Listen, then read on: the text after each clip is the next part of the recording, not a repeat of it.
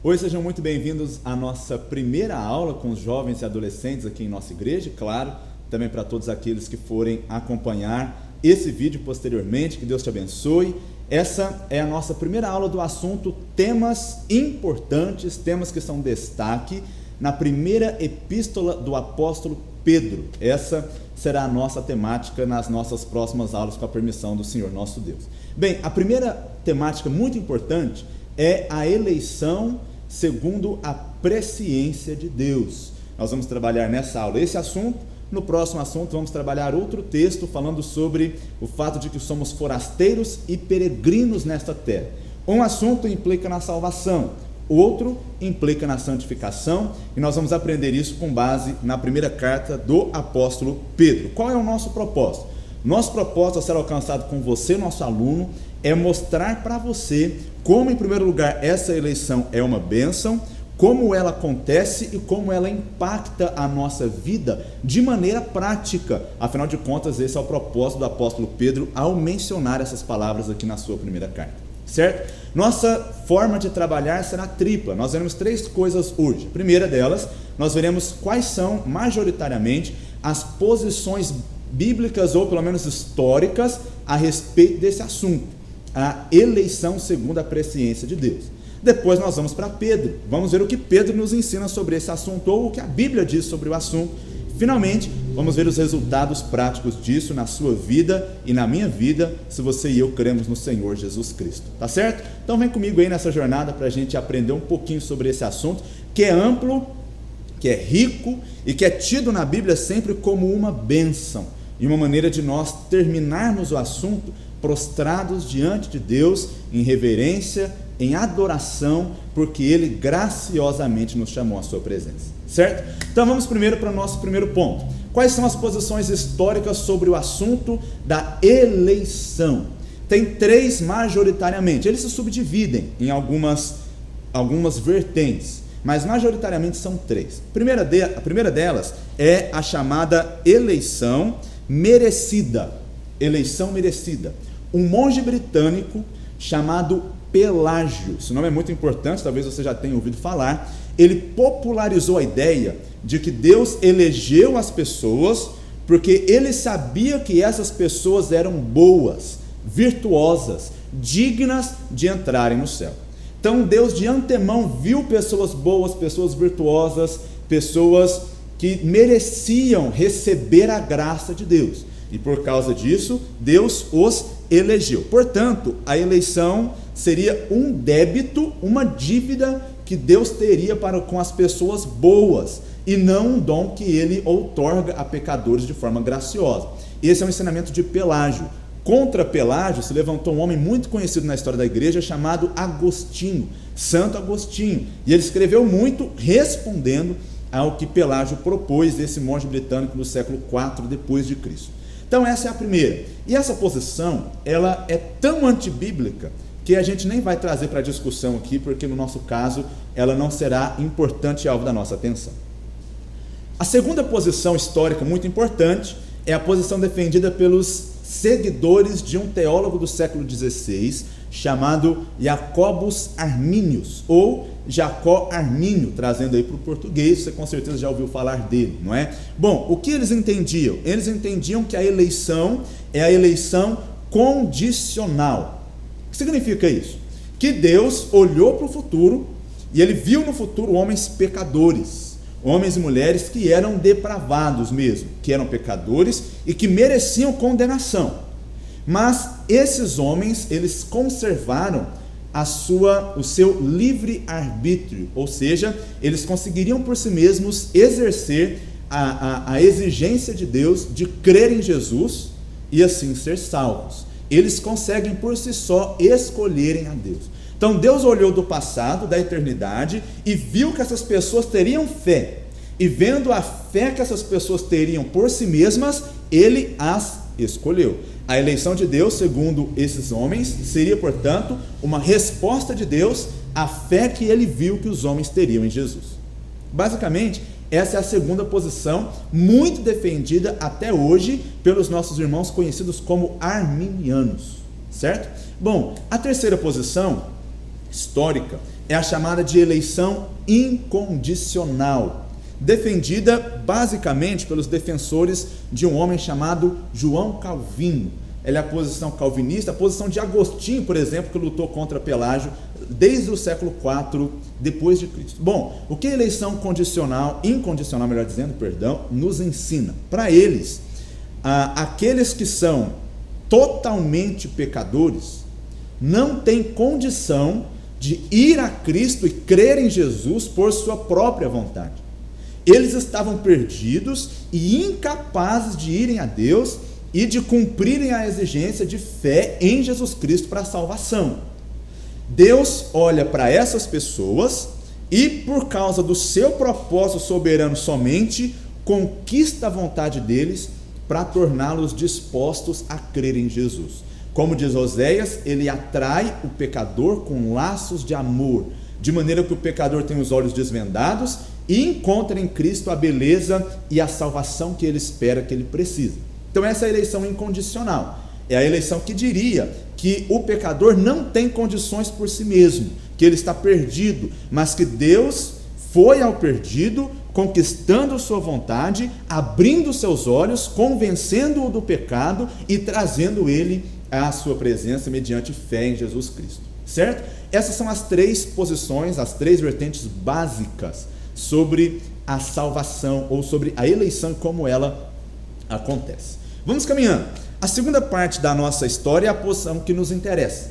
O que Pedro ensina sobre isso? Lembre-se que nós estamos falando de temas importantes na primeira carta de Pedro. E o que Pedro diz sobre isso? Vou ler com você versículo 1 e 2 do capítulo 1 da primeira carta de Pedro. O texto diz assim: Pedro, apóstolo de Jesus Cristo, aos eleitos, veja, já na sua introdução ele fala isso, que são forasteiros da dispersão no Ponto, Galácia, Capadócia e Bitínia.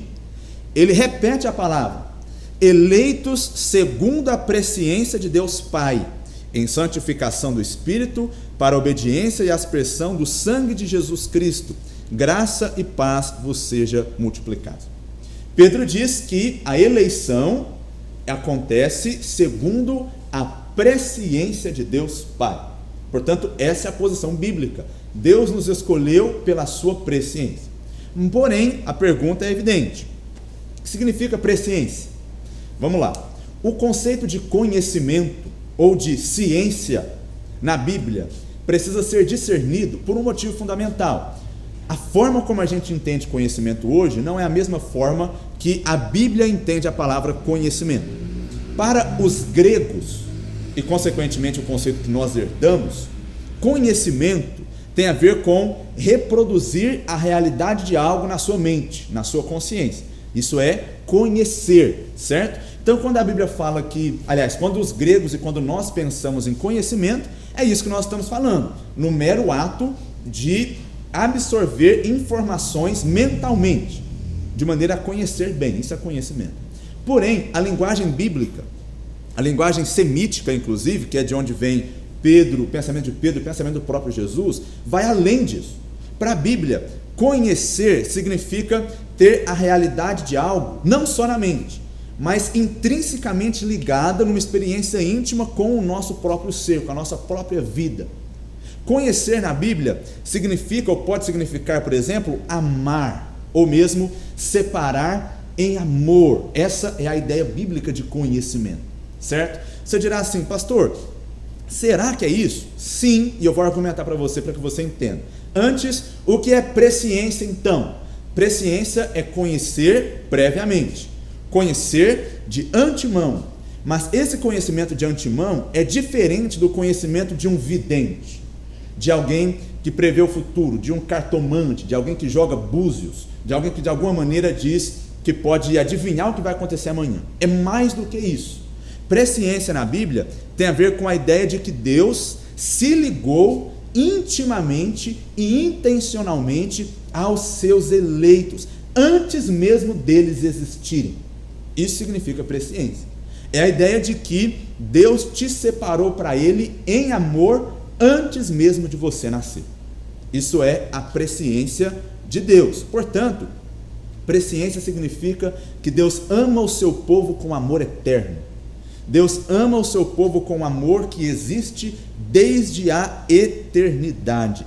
Esse é o amor de Deus pelo seu povo. A essa doutrina também chamamos eleição incondicional, porque presciência tem a ver com isso. Você dirá, pastor, será mesmo que tem? Deixa eu reforçar esse argumento através de alguns pensamentos bíblicos. Então note bem, textos que confirmam isso. Mateus capítulo 7, versos 21 a 23. Você pode ler o texto na sua casa, por favor. O que está escrito lá? Algumas pessoas chegam a Jesus, é o Sermão do Monte, e elas dizem, Senhor, em teu nome nós expelimos demônios, nós curamos enfermos, nós realizamos maravilhas. E aí Jesus responde para essas pessoas assim: apartai-vos de mim, vós que praticais a iniquidade, eu nunca vos conheci, ou eu não vos conheço. Pergunta, como Jesus não conhece? Ele não conheceu, ele não é onisciente e consequentemente conhece todas as coisas? Como ele disse que não conhecia aquelas pessoas? O conhecer não tem a ver com saber da existência, ou saber o que fizeram, ou saber do que são compostas. Tem a ver com o fato de que ele nunca teve um relacionamento afetivo, íntimo, com aquelas pessoas que estavam propondo isso para ele. Certo? Então esse é o primeiro exemplo. Um outro exemplo está em Amós capítulo 3, versículo 2. Deus falando para o povo de Israel. E ele fala assim para eles: de todas as famílias da terra, só a vós outros eu conheci. Então quer dizer que Deus não conheceu, por exemplo, os egípcios, que Deus não conheceu os babilônios, que Deus não conheceu os grandes impérios da época, os assírios. Não, não é isso que Deus está dizendo. Quando Deus diz que só conheceu Israel, é um conhecimento afetivo. É o fato de que ele só amou e se relacionou intimamente, se identificou com o povo de Israel. Isso é conhecimento na linguagem do Antigo Testamento. Um último exemplo é o exemplo que está, por exemplo, nos evangelhos, quando fala assim que José conheceu Maria depois que ela teve o Senhor Jesus Cristo. Como assim conheceu?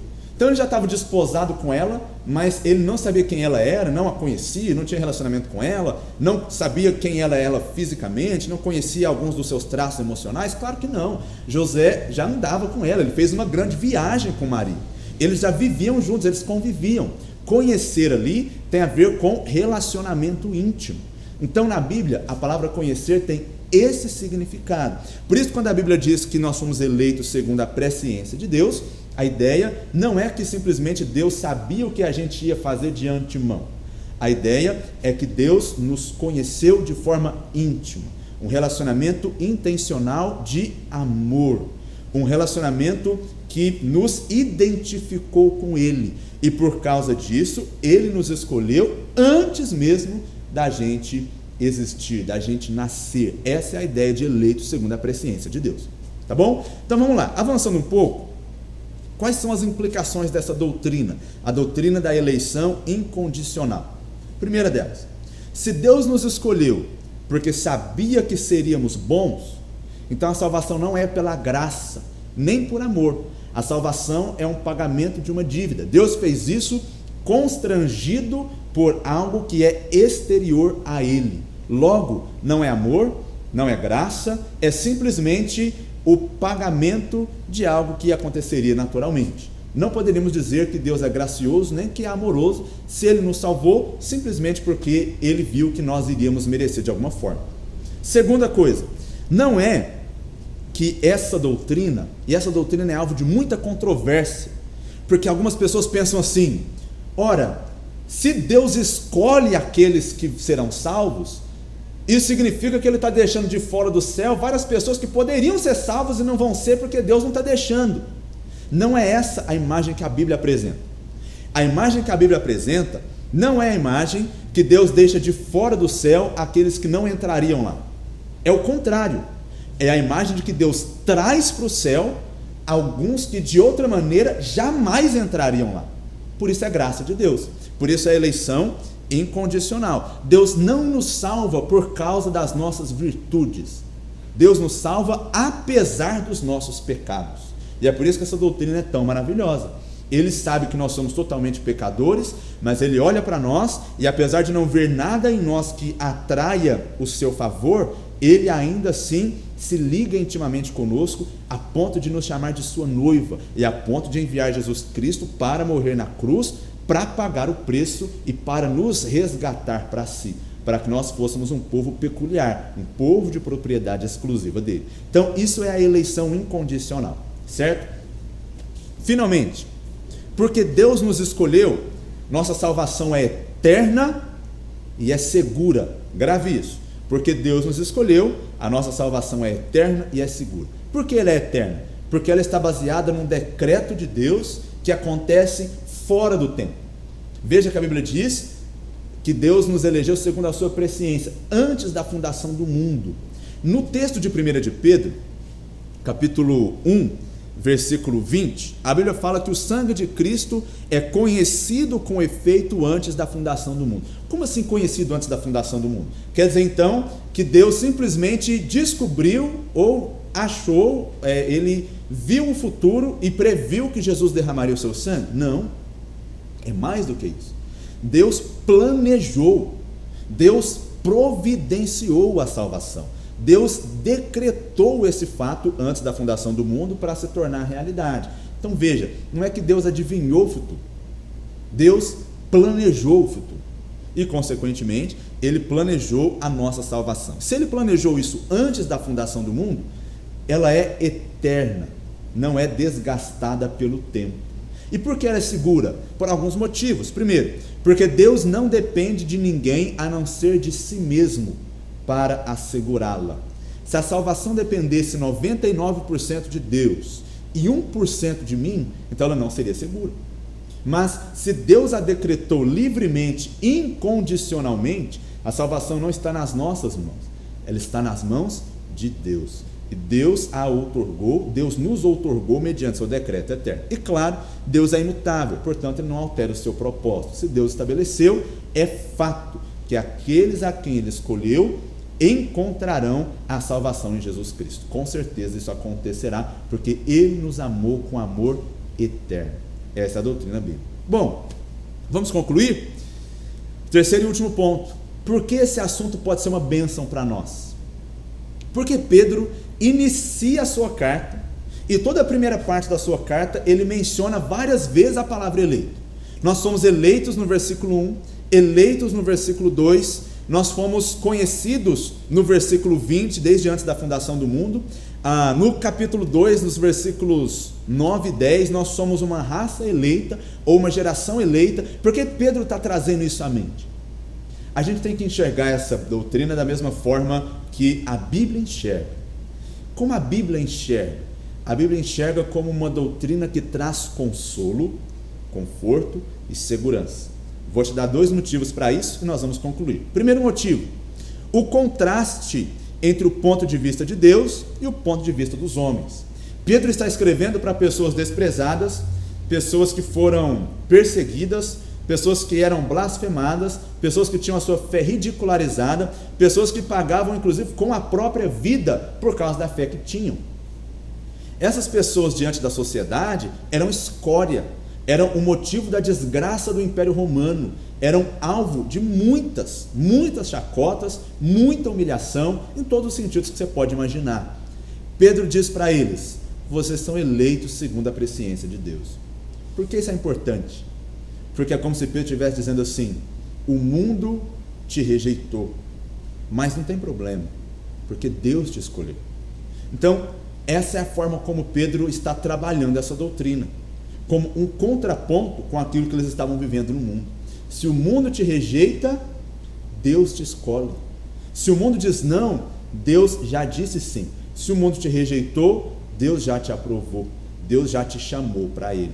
E é essa doutrina que causa um impacto positivo tremendo na vida dessas pessoas que sofriam todo tipo de represália por causa da sua fé. Esse é o primeiro ponto. O segundo e último é o contraste entre Pedro e João. E eu vou fazer esse contraste aqui porque Pedro é o autor da nossa carta, porque esse ponto é legal.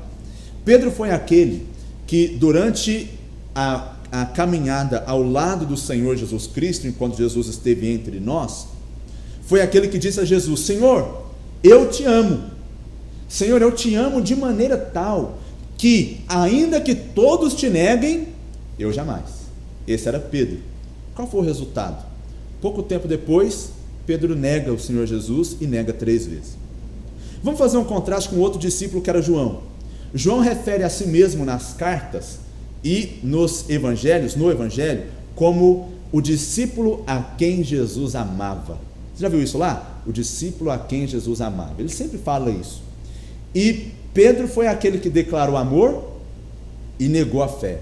João foi aquele que entendia o amor de Deus por ele. E por entender o amor de Deus por ele, é o discípulo que teve o contato mais íntimo com Jesus. Era aquele que reclinava a sua cabeça no peito do Senhor e foi aquele que caminhou com ele até o fim. Nós não temos menções de João titubeando na sua fé, como aconteceu, por exemplo, com Pedro na sua inconstância. O que isso mostra para você e para mim? Que antes daquilo que nós fazemos para com Deus, a doutrina que nos impacta é a doutrina que faz nós pensarmos no que Deus fez por nós. Antes de nós pensarmos que nós amamos, nós devemos lembrar que nós somos amados. E o que João diz lá na sua primeira carta? Que nós amamos porque Ele nos amou primeiro. Está percebendo? Então essa é a doutrina da eleição na Bíblia. Como eu concluo essa aula? Eu concluo dizendo para você que essa doutrina, à luz da palavra de Deus, deve nos trazer a humilhação, a gratidão e a adoração ao Senhor, dizendo: Deus, eu sei que eu não sou digno, eu sei que eu não mereço e que não havia nada especial em mim, mas o Senhor me escolheu. A segunda aplicação e o segundo impacto, com ele eu termino, é lembrar que porque nós somos amados por Deus, nós temos o nosso ser satisfeito, de maneira que não precisamos mais procurar o amor e a aprovação do mundo. Então, não é mais a moda, não é mais o namorado ou a namorada, não é mais a empresa, não é mais a escola, não é mais o círculo social que nos define.